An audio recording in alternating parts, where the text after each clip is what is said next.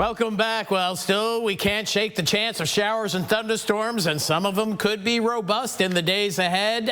Once again, even though if you look at your random weather app, especially the one on Apple, it's got 5–10% chance of rain. We're going 40% or better and keeping it that way, not only during the day, afternoon, but evening, overnight hours. It's not going to storm all the time. The rain chances are lower, but we're not out of the thunderstorm woods quite yet. So let's bring it over to the wall, key wall, and show you what's going on with respect to that water vapor imagery. And this ridge of high pressure hasn't budged a whole lot, and it's still not strong enough across Texas and Oklahoma to keep thunderstorms at bay, and not strong enough over Louisiana. So the storms form up, and then they ride southeastward along this upper level flow, and that's what we're seeing once again this evening. Threat of severe weather, high plains down through West Texas. But of our interest, once again, here we go, another mesoconvective complex producing damaging winds and severe weather across portions of eastern Texas up through the Shreveport area. These storms have been riding mainly east-southeastward. You can see this one's going to be mainly an I-20 thrust, but a tail end of this over toward Palestine, Texas, that's going to be riding toward southwest Louisiana toward daybreak, and that could provide some energy rippling downwind in our area during the overnight hours, or just add to some of the energy that we're going to see maybe with some storms tomorrow.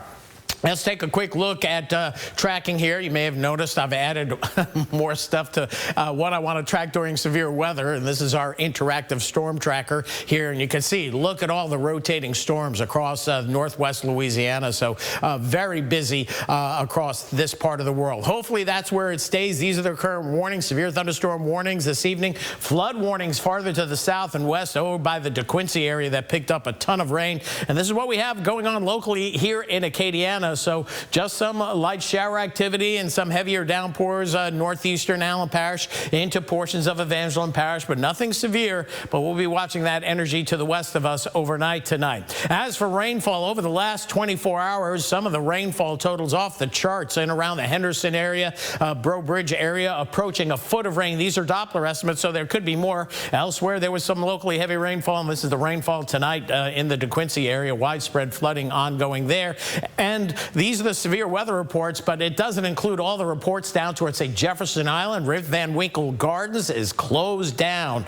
There was a fair bit of damage there. Check out my Facebook post on that. Just posted that not too long ago. Here's the overnight risk of severe weather, so a slight risk. So the Storm Prediction Center folks are starting to get on the ball, and still there is the risk of some intense storms overnight tonight. Then it shifts back to the northwest tomorrow, but then we could see some of that working its way southward into the afternoon and evening hours. So here's the graph model. Doesn't show anything overnight tonight, so it's not doing a good job here. But you got to be able to cull something out of the models, and we'll have some scattered storms tomorrow afternoon. But notice it's picking up on another mesoconvective system going tomorrow night, and then once again we might see one develop as we head into Tuesday. That one stays farther to the north of us, but here we go into Wednesday. Here comes another one south into the region. So I've raised the rain chances a little bit more so for Tuesday and Wednesday, just because this pattern is so unpredictable. We have to hedge our bets and watch the radar, and we're pretty much radar meteorologists forecasting this stuff. Mid-70s overnight tonight. I'll go with a few scattered showers and storms possible, even though the models don't show it, and much the same for tomorrow. Sun and cloud mix is going to be hotter. Scattered storms mainly in the afternoon, but we could see that activity wait again until the evening. And this is the type of pattern where you can wake up with storms and going, what the heck is that? Storming now?